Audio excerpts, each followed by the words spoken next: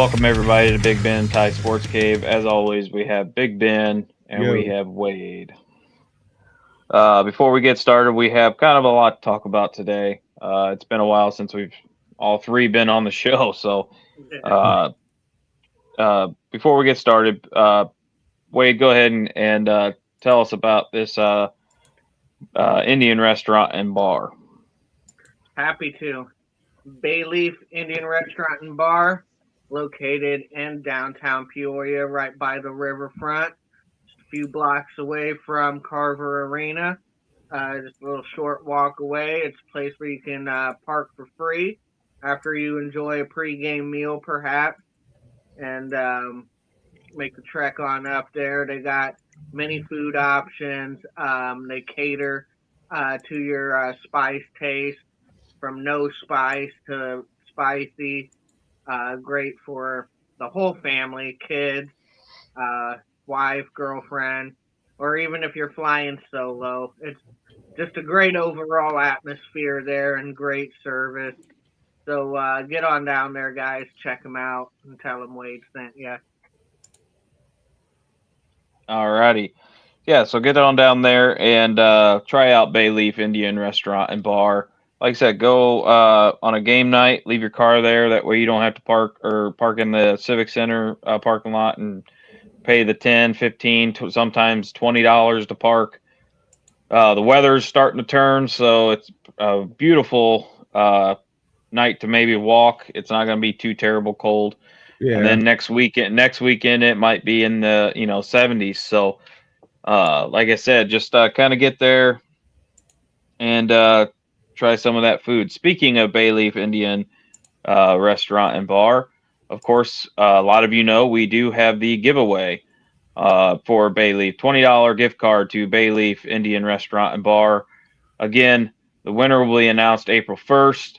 So again, you get one entry for a like, one entry for a share, and one entry for a comment. So you can earn up to three entries on the wheel per show. So that's why the last couple shows I was dealing with some stuff. Everybody's been dealing with some stuff lately. Life happens. So we gave everybody that has like, shared, and comment a point for each. We figured that would be fair for everybody. So we appreciate everybody liking, sharing, and commenting on the show. And like I said, hopefully we'll give that away to somebody that's deserving and work from there. So like I said, like, share, comment. You might only need one entry in there to win it. I've seen, yeah, yeah. I've seen, I I've seen that before. So, right. Yeah, I have too. um, All so it yeah, takes is one. yep. Alrighty, we'll move on to the suitcase report. As of right now, we only have one person called up to the ECHL, and that would be Dylan Massey. He is still with Iowa. Which brings me to my next point. We will have back tonight Mike Gillette and Garrett Devine. It's going to be very nice to have both of them back. I think that's what we were kind of missing.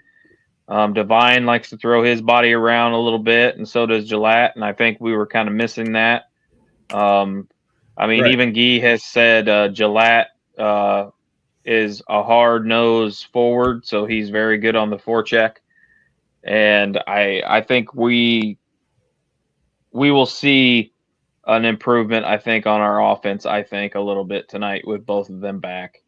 It might take a little bit to get them back into the Riverman style of playing because, they were up in the ECHL for what, guys, was it 3, 4, 5 months? Virtually half Something like the that. season, at least.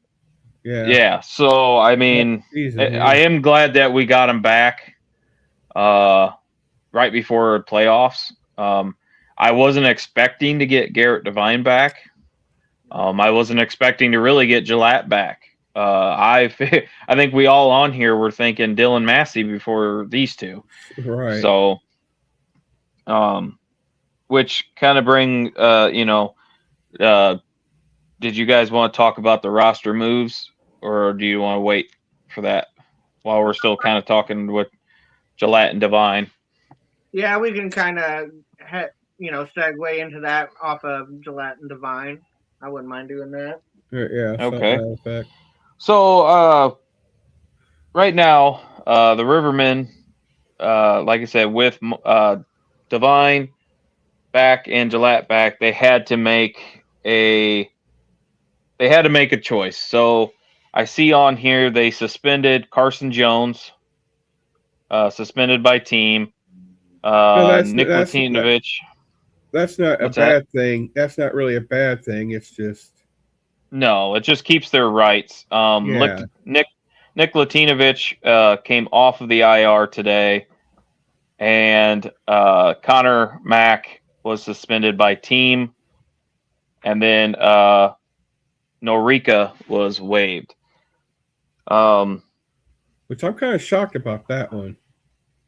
I think we're all kind of shocked about that one. Right. I'm a little saddened by that. Yeah, no kidding. I think he was starting to get his stride. I mean, I don't know about you guys, but I thought he was starting to kind of fit in, get his stride, yeah, and get going. And to be waived like that was just kind of it's kind of one of those deals where you scratch your head. But we have to make roster spots for these two guys coming back. So yeah. Guys, do you have any comments on that? Yeah. All right, well, besides it sucks, but again, as we always say, Guy knows best. So yeah, it was disappointing. Ty, me and you talked about it as well as Big Ben here. I really think Norica was starting to fit in, define his role, and get more confident and comfortable. It's hard telling. We're not in the locker room. We're not on the ice with the guys, but we don't know everything that goes into these decisions. It is, especially in minor league hockey, it is real easy to get attached and like these guys. And Norica really grew on me. I'm definitely saddened to see him not be with us. I was really hoping we'd keep him into the playoffs. And not to throw out names or throw anybody under the bus, but just saying, being new to the team and more of a college kid, I would figure like somebody like Riddle would get waived before Norica. So it's kind of a head scratcher for me. I wish Amantis nothing but the best. Really enjoyed watching him play here in Peoria. Maybe it's not a permanent goodbye, but bye for right now. Maybe he doesn't get picked up and we can see him possibly return next season. I would like that, but it's hard telling. And maybe like the AHL team or whatever that we get call ups from, or ECHL. No, the other way. That what is that below us? Oh, Fed. The Feds.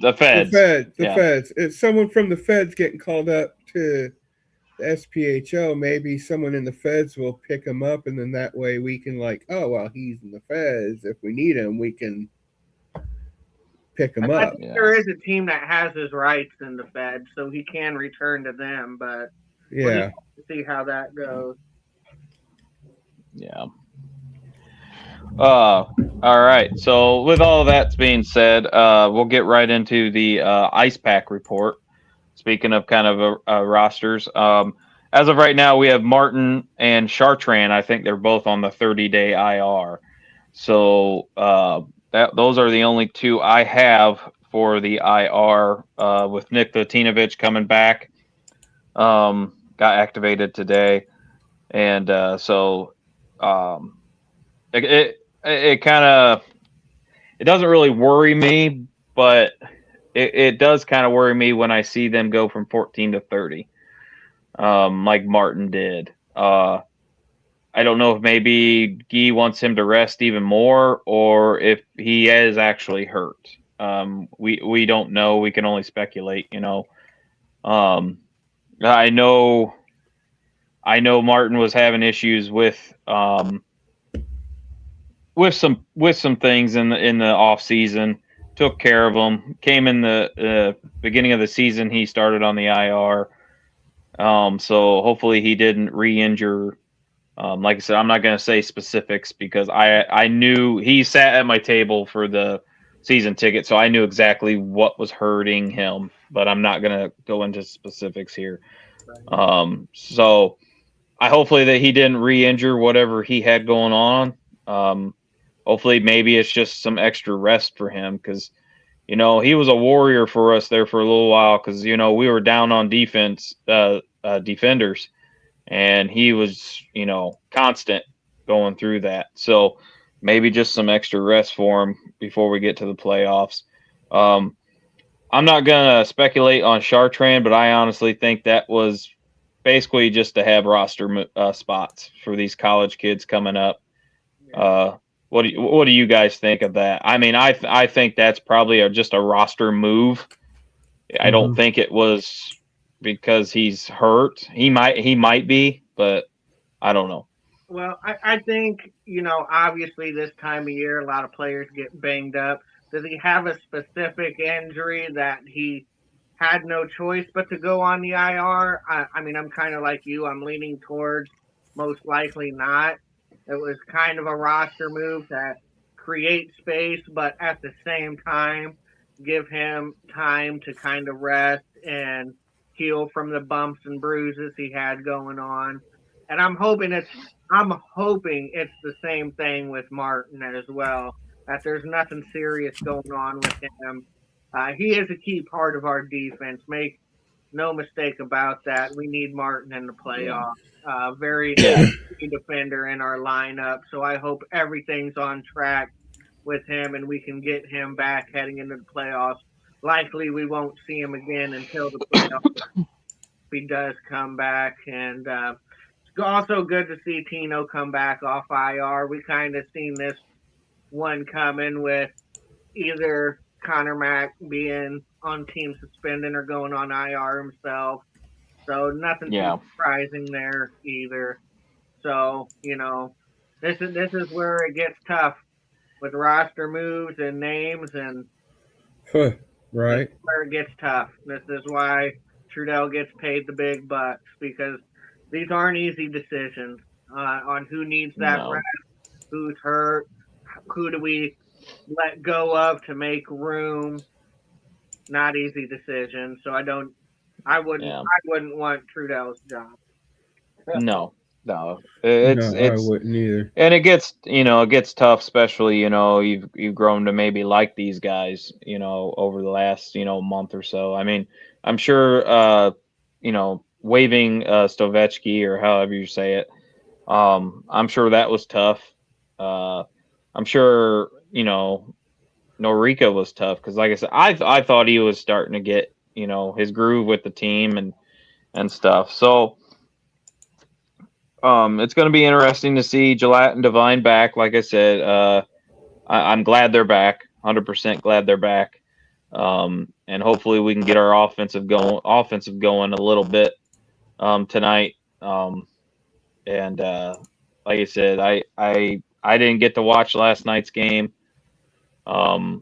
I did see not the highlights, but I did see the score card or whatever you want to call it. And it kind of looked like a normal game against Evansville.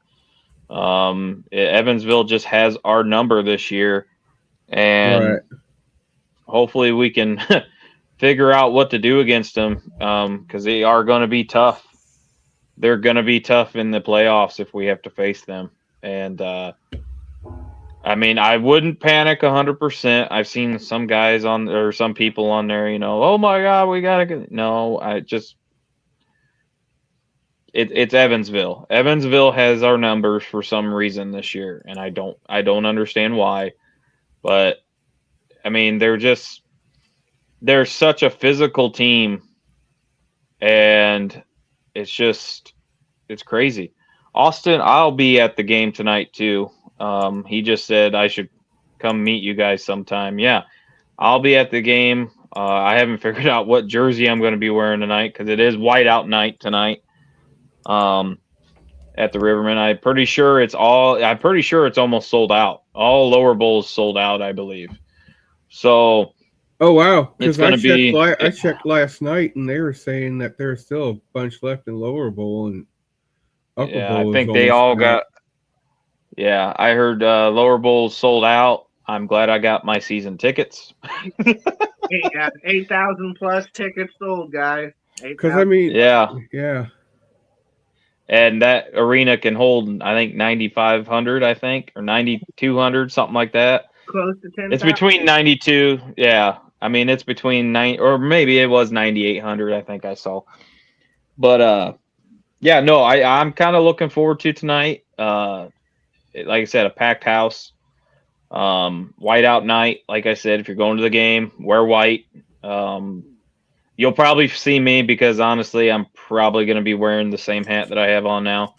So I'm gonna be wearing a jersey, a white jersey, but I'll stick out because I will probably be wearing this hat. So, with that being said, Ben, go ahead and give us your opponent outlook.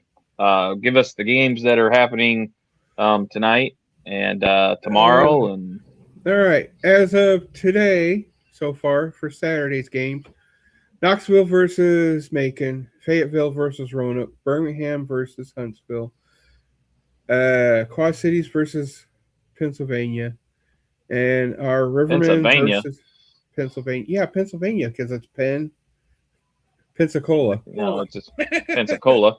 So it's the Pennsylvania Ice Dogs. Remember that now. Anyway, Yeah. Pensacola, that is. And then Evansville at Peoria. And that is Saturday's games. And Sunday's game is Huntsville versus Maconville and Evansville versus Peoria. Those are the games. Are you just making up names now? You said Makinsville.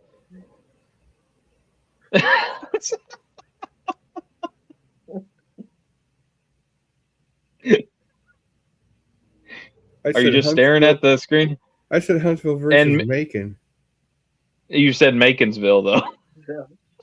I think you combine accidentally. Yeah. Why not? You said Huntsville. You said Huntsville, like, perfectly. You're like, Huntsville versus Makinsville. And I'm like, what? Oh, I know what it was. I was running right and straight into the Evansville versus Peoria, so I said Macon and I go Evansville. Without it sounds like home, and then I said versus Peoria. We're just making up teams here. So you got what? You say Pennsylvania Ice Dogs. Pennsylvania Ice Dogs. We'll do Makinsville. The Mac Evansville. Yeah. I don't know. Thunder Mayhem. Ice Cats. Ice Cats.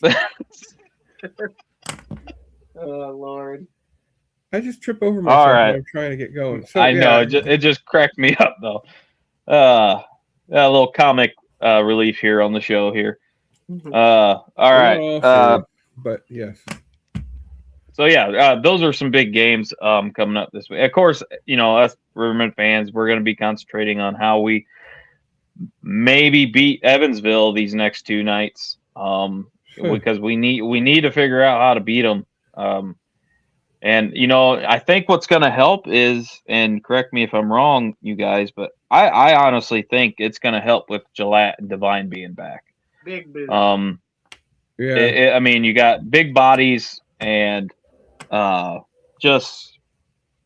think it's going to help because half the season we didn't have these guys, so it's going to be interesting to see if they truly have an effect on the game tonight.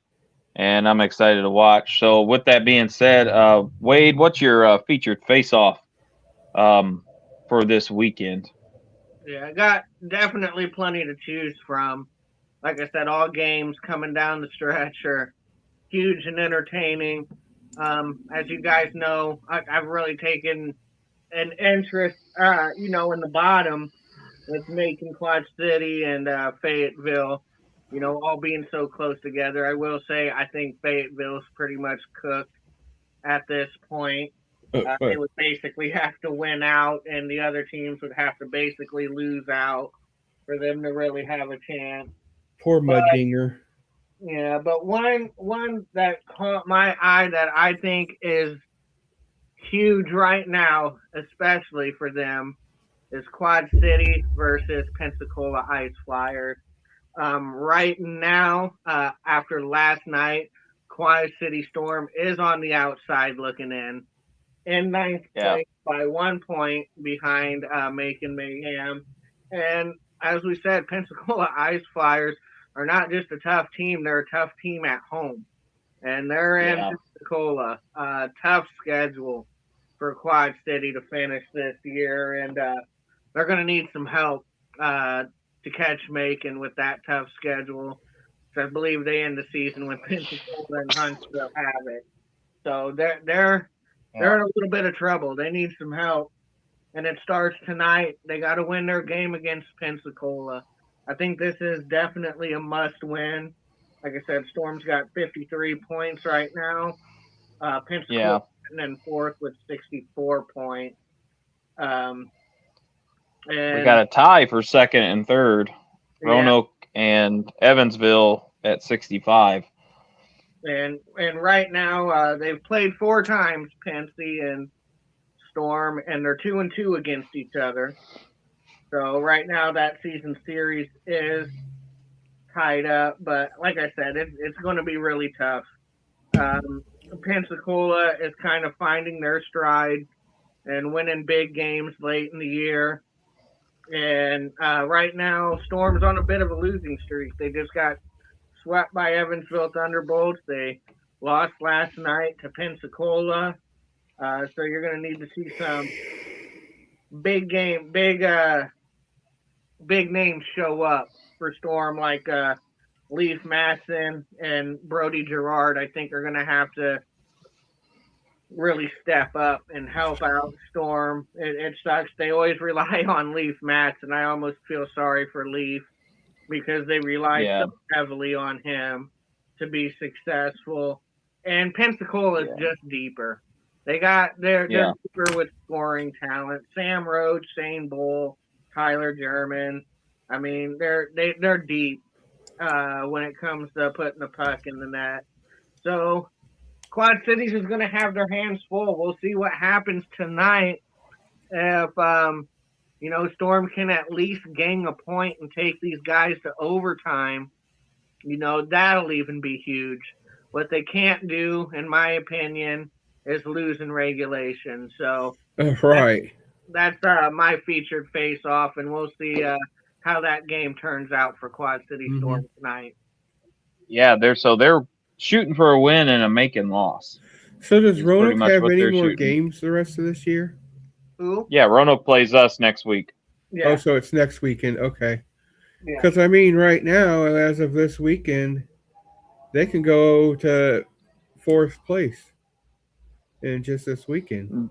They could drop to 4th place, because if Evansville beats us tonight, that Evansville would jump us or jump them. Yeah. And then if Pensacola wins, it would jump Roanoke as well. Yeah. Roanoke's playing Fayetteville tonight, so there's a good chance that Roanoke does not move. Well, yeah, but so and Roanoke's probably rooting for us. They're probably rooting for us to win because that would stretch their lead on Evansville. On Evansville. Yeah. Like I said, these points are crazy, man. We've talked about it. It's just crazy how close they are. The one, like you said, the one that I'm kind of watching for is Quad Cities and Macon. That's going to be the make it and break it, because they only take 8 teams, so it's going to be interesting on how they finish out. I will say I think our dark horses so far, me and Wade's was the Knoxville Ice Bears. and I think Ben's was Quad Cities. Knoxville's still hanging in there. They're 7th. Yeah. I mean, they're probably closer than what they want because if Macon wins, they could tie Knoxville up too. So, um, if I was Knoxville, I wouldn't be breathing sigh of relief right now. I'd be wanting to win these last few games that we have just to establish themselves into the playoffs. So, because Knoxville and Quad City, they're both kind of sputtering here at the end, and that's not good. You don't want to, in the position they're in, especially, this is not the time to sputter and go into losing. No, definitely not. So, yeah. So, thanks, Wade. So we're going to kind of get into last night's game. Wade, you're probably going to have to take kind of over this section because, like I said, I did not get to watch the game last night. But the Rivermen did lose. Was it 3-2 in overtime? There we go. I did hear that the defense fell asleep a few times last night. Kind of left Jack out to dry. I heard Jack, for the most part, was good. That's what I haven't really been seeing a lot of people getting on Jack for that loss last night. Wade, can you kind of fill us in? Because, like I said, I've only seen the stat sheet. There, I got it right. I said stat sheet. Better from not last doing. night. Yeah, kind of just a couple boneheaded mistakes, especially when it comes to discipline. I mean, we had pretty much one bench minor early for too many men on the ice. That was served by Alec Bear. That led to a breakaway that luckily Boston was able to stop that one. Again, we had a roughing call on Matt Wiesner that led to the first power play goal, and Matt Hobbs could have set up a barbecue and cooked some chicken and read a book with the time he had to put the puck in the net. There was absolutely not a single soul around Matt Hobbs, and he was able to get the first goal and put that in the net. There like I said, there was some good things and there was some bad things. I mean, Rivermen did heavily outshoot Evansville Thunderbolts 32-20. So, I did see that. Yep. You like to see that. Unfortunately, we can only push across 2 goals, and this is what I go back to saying, how important depth scoring is, and how much we've missed players like Devine and Gillette instead of just relying on players like Michael McChesney and Alec Bear. You got to have more than just your stars put the puck in the net. Like, that's not the recipe for success. Depth scoring is important. And, we had, again, Michael McChesney scoring last night. Jordan Ernst got a power play goal. It is nice to see Jordan Ernst is, I think, starting to find his stride, starting to get a little more hot. So that is good to see, especially with, again, Devine and Gillette coming back, because we got to get more than 2 goals a game. We're in trouble. Yeah. Like, that's not good enough. Our defense and goaltending are doing a good enough job to give us an opportunity to win and keep us in games. But if we're not putting the puck in the net, we're asking for trouble. So we got to step up in that department and just be more disciplined. And again, winning puck and board battles was an issue against this physical Evansville team.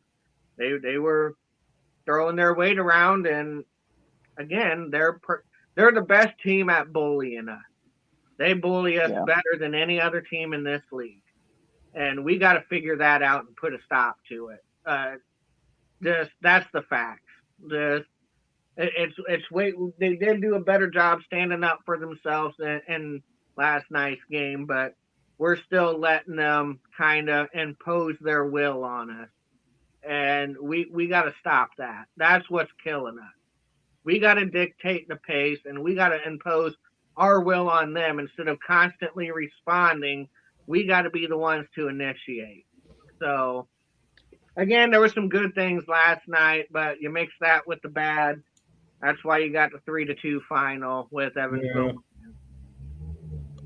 Now I did see that Moran got into a tussle with Vanderveen. Yeah. How was that? I actually missed that fight, unfortunately. I did see it on the stat sheet, and it is good to see Micah Moran do something physical of that nature, stand up. I don't know how that fight came about, unfortunately, because I was with my family, so I could only get glimpses at the game. I did watch a decent portion of it before coming on, but I didn't. I still have yet to see that fight. So, but it's good to see his name. And Braden Barker. He came to the aid after a boarding call, and him and Matthew Hobbs were kind of roughing up each other and got roughing calls, which that's what I like about Braden Barker too. He's one of those guys that will stand up for teammates. So Yeah. again, like I said, there were definitely some good things. Out shooting the opponent, standing up for ourselves. We've seen some good goaltending from Jack Bosted. It's just, again, with the inconsistencies on the offense and,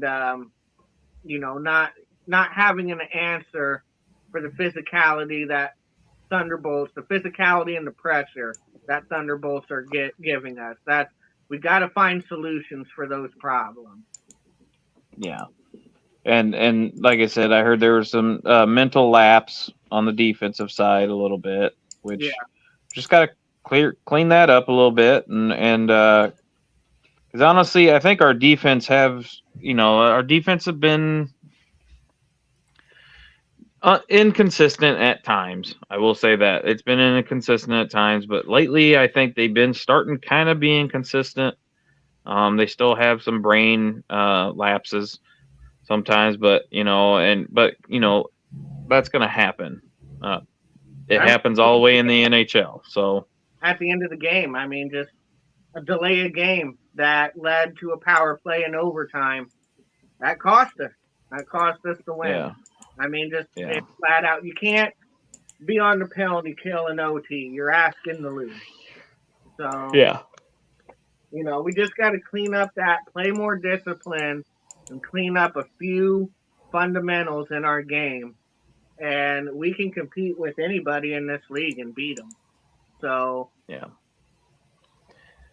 I think what saves us and saved us all year, I will say, is the goalie position in a way. It's yes, we had a little bit of rocky start with Latinovic, and like I said, we're not going to get into that discussion, but there was some rocky moments with him, and then when Jack came back from ECHL call up, he didn't play for a while, so it was kind of rusty. I think he was a little rusty, so we had a little questionable games from him, but ever since he's been back, I mean, he's been solid.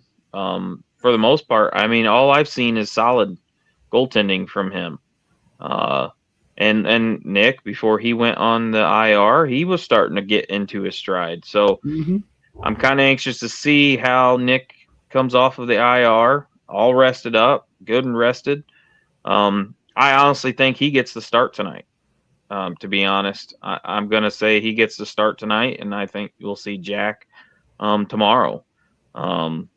But I mean, I could be wrong. We could see Jack tonight and Tino tomorrow. So, I mean, it's one of those deals too. Is I know me and Wade and Ben, we both kind of said it. Now it's almost time to pick which goaltender are you going to ride in the playoffs on, and between the two that's on the roster now, they're both good. It's like it's hard to pick.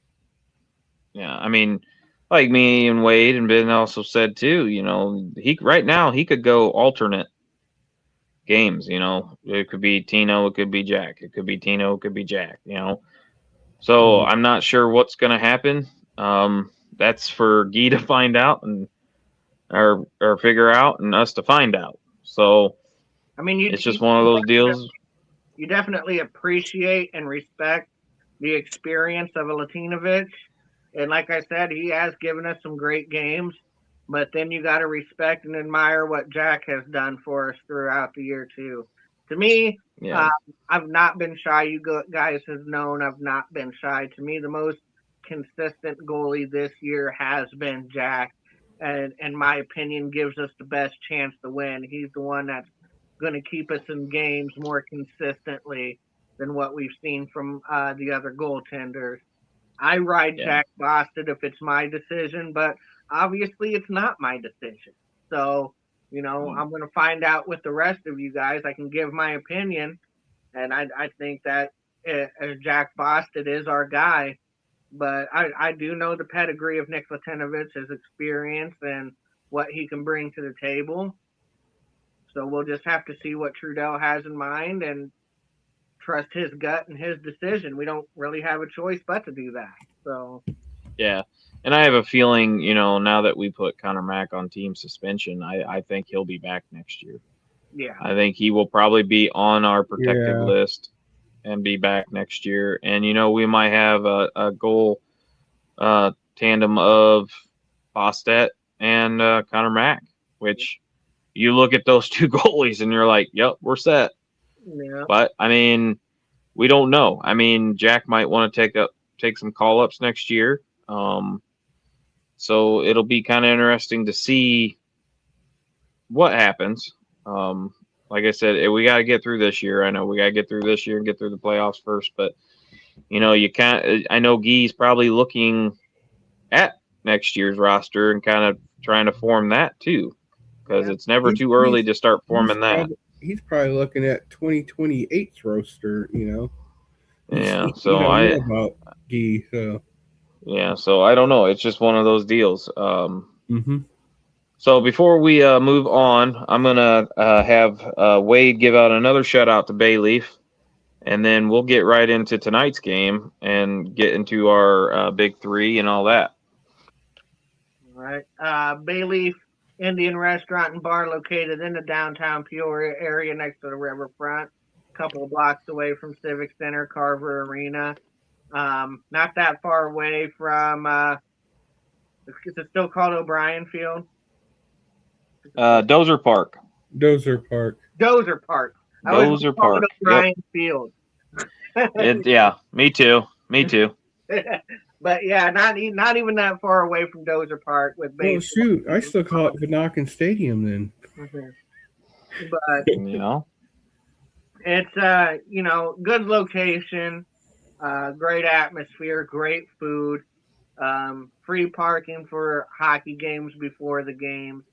Again, guys, get on down there, check out their food options. I promise you'll be impressed and enjoy it. So go on down there, give them a look-see, and tell them Wade sent you. I mean, if you really so get on down there. Yeah, I mean, if you really wanted to, you can go to Bayleaf and eat before you go out clubbing at the clubs, because the clubs are all around close, in that downtown area. If that suits so get on down there. Yeah, so get on down there, get some good Indian food, and tell them Wade sent you again. And like I said, again, $20 gift card. We will be announcing the winner on April 1st. So I'm looking forward to that. Hopefully we'll give it to somebody around here and they use it and tell them that we sent you. Tell them that Big Ben Tie Sports Cave sent you with that $20 gift card. And so, like I said, like, share, and comment. Get you 3 entries, which I believe, is this the last show to do that on? Hold on. Let me look. Yes, because the first is our next show. So yes. Yeah. So this is the last show to get your likes, comments, and shares in for that drawing on April 1st. So we will be doing that live on the show on Wednesday. So that means I need that'll to be see you sometime here soon, within the next week, so that way I can give you this list, so that way you can do it on the spinner thing. okay. Unless you'd rather Yep. have me do it, either way. You probably we'll talk about it. Anyway, someone so will win the going $20 gift card. yeah, on Wednesday. So tonight we'll get in tonight's game discussion. Again tonight at 7:15 at Carver Arena. It is whiteout night for the Rivermen. So like I said, if you're going, wear your white jerseys or a white sweatshirt. Yeah. So I think it'll be it's going to be a lot of energy tonight. I think with almost sold out arena. It's like I said, $6 ticket night. So get your $6 ticket. It's $3.50 domestic beer night, which I didn't know that. I wonder if that includes Yuling. Yingling, yeah, I don't know. I'm sure it does. But guys, I think with these two players coming back, I think it might be a little different game tonight. Maybe we don't get bullied like we have been with these two guys, because they're so good on physicalness and throwing their body around and on the forecheck. So, what's your guys' comments about tonight's game? Yeah, I'm in agreement with you. I think with these new roster additions with Gillette and Divine, and even getting Tino back on the bench, I think this will provide a little spark, a little boost to our lineup. Hopefully, this, we with that addition, we can clean up some things on the ice. Like I said, it just all goes to communication and executing, and that's just what I want to see tonight: communication and executing, and we should be in good shape. Ben, you got any comments for tonight? I'm just going to agree with y'all, because that's what it sounds like. What it needs to be done is having these two guys that came back that were powerhouses earlier in the year. They're back now, so that way we can have the powerhouse that was at the beginning of the year when we were winning all those games. So that's All my right. short take on it before we do our big three. So speaking of our big three, let's go ahead and get into our big three. Ben, go ahead and start us off with our big three. Okay, it's like I said, what I like to do is do one of each position, as in goalies, defensive men, and offensive. So with that said, I think Nick will be in the 10D tonight. And then I say look for I could see Kyler keep goals from getting in and helping Nick keep goals out as well, along with Corey Dennis for the defensive men. And then for the forwards, the offense, like you were saying, I think Moran should do pretty good. And then I like to see Divine and even Shmuel help get a goal in or a assist in tonight's game. And then with the three things, as I always say, set the tone. By setting the tone, that can mean anything. That can be the first fight. That can be getting the crowd going, so that way you guys get the boys can get pumped up.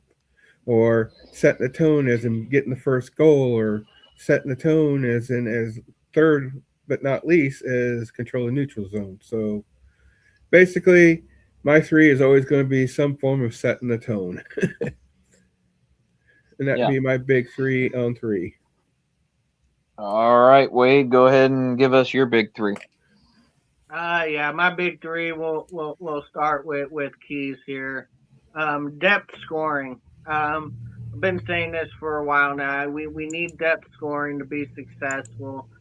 We got to quit thinking that McChesney's going to score 1 to 2 goals every single game and carry us on his back.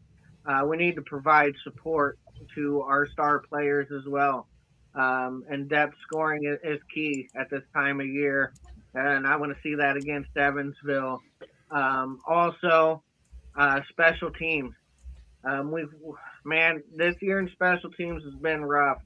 Not gonna lie, especially on the power play. I mean, we're normally above 25%. We're normally a top power play team in the league year in and year out. Well, right now we're rocking a 22.67 power play success rate, and that's probably the lowest I've seen it in a really, really long time. Special teams is always a key to victory, and that includes the penalty kill as well. We have been better on the penalty kill. That is 83.33%. You always want to see that above 80%. So penalty kill has been strong this year, but overall the special teams just needs to keep getting better and be more consistent. And also fundamentals. Man, we need to do the fundamentals right. Too many times I'm seeing us make mistakes on basic fundamentals, and that can lead to big turnovers and breakaways and odd man rushes. So, I mean, we really need to clean that up and execute better on our fundamentals. Um, so, with that, we'll go to obviously our players. And I know a lot of guys are returning, and so people got their eye on him. But again, I'm looking at depth, and he wasn't with us in Evansville, but hopefully they'll be with us. I know JMP and Connor Smool were both healthy scratches for that game. So maybe Connor Smool returns to us. I think Connor Smool is going to be a key player, uh, especially with depth scoring coming down the stretch. So if he's in tonight's game, I'll be looking at Connor Smool. Again, I'll be looking at Braden Barker, the way he plays, his physical presence, his leadership, and he can add some depth scoring as well. So I got my eye on him. And then the last guy I'll highlight is Tyler Ryder, not Terry, Tyler Ryder. Again, I want to see kind of what he brought to us those first couple of games he was here. He brought a lot of energy. He was putting the puck in the net and playing good defense, and he was kind of throwing his weight around too. So I want to see that from Tyler Ryder tonight. I want to see him bring the energy in a packed house and maybe even put the puck in the net. So that's my big three on both sides. All right. So my big three, I'm going to start with for the game. My big three for the game is play physical. Evansville is a very physical team. They're very good at blocking shots. So, like I said, play physical. But also, my second one is play smart. Don't take unnecessary penalties. Don't get a roughing call when you really didn't need to take a roughing call. And also, my third one, Ben kind of already said it, but control the neutral zone.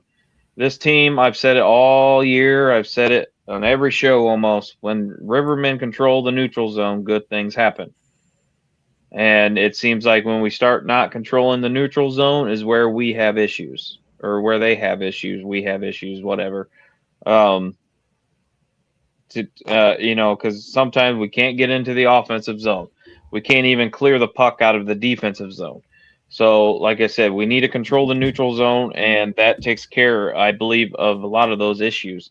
And like I said, when the Rivermen control the neutral zone, good things happen, and they look they do good when they control the neutral zone. For my three players for the big three, I'm going to also mention Barker with the physical play. He's very physical. He will stand up for a teammate, stick his nose in there when he needs to. And he can score, like Wade said, he can score when need be. and he can also play defense. So he's kind of a hybrid. He can play defense and forward. So I always enjoy watching Barker play. My second one is going to be Corey Dennis. He got a goal, I believe, last weekend in Knoxville. So hopefully he can start kind of rolling like he was the beginning of the season. Since he came off getting rested for a little while, it seems like he's kind of back to, or starting to get back to where he was. And then my third one, of course, is going to be Mike Gillette. I always enjoy watching Mike play. His physicalness, the way he goes to drives to the front of the net, looks for tips, and redirections. And I enjoy watching him play, and like I said, I think his physicalness was missing for a while, and this is not one of my three, but of course Garrett Devine. Garrett Devine brings a physicalness to him too, so it'll be very interesting to see these players come back, and hopefully leads to a Riverman victory tonight in front of almost a sold-out crowd. Yeah. So, So again, get down there tonight at the Civic Center, 7:15, puck drop, white out. Like I said, wear white. I will be there. Wade will be there. Ben will be watching from home. Or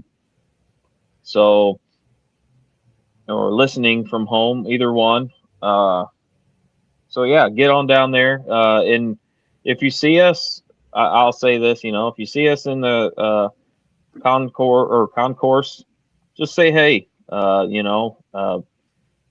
Usually me and Wade, we try to meet up once a game, every game, kind of talk, and our buddy Eric, we'll talk to him a little bit. And which I haven't seen him on the I haven't seen him on the show yet. He didn't comment or anything. Yeah. He's been bouncing. Yeah.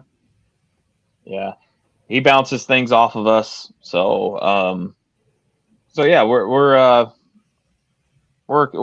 excited. I'm excited to finally be back at Carver Arena. Yeah, I know it hasn't been that long, but it feels like it's been a while. Long enough. Yeah, so I'm ready for some hockey. Do you guys have anything else you would like to discuss or say before we kind of wrap it up here? Thanks for the support. Everybody supporting this podcast. Awesome podcast to be on. Really enjoy being on with Big Ben here and Ty. Two awesome guys. So thanks again, you guys, for the interactions, tuning in. That's why we like to, they like to give back with the gift card they're giving away, just to show the appreciation for the support. So thank you two guys for having me on this season. It's been real fun. I've had a blast, and I look forward to being on with you guys in the future as well. Oh yeah, we're looking forward, and hopefully we'll have a bigger and better next hockey season. And like I said, we're not done with the giveaways. We are cooking up hopefully some good giveaways here soon. Even during the race season, I think we might be doing some giveaways. So we're working on that. Planning on a few things for interviews, as well as Ty for the racing portion. And for me, what I got to say is racing pretty much in this general area has been canceled for testing and tuning. So look to our page to see when those tracks are starting up. Otherwise, in the next week to 2 weeks, they'll be racing. So yeah. So again, today is the last day, our last show to get into that drawing for the Bayleaf. So like I said, a like, a share, a comment, get you one entry per like, one entry per share, and one entry per comment. So like I said, get in there. This is the last show you could do that. We'll be announcing the winner April 1st. So that is our next show, April 1st. This coming up Wednesday. Like I said, Massey, Dylan Massey still in Iowa.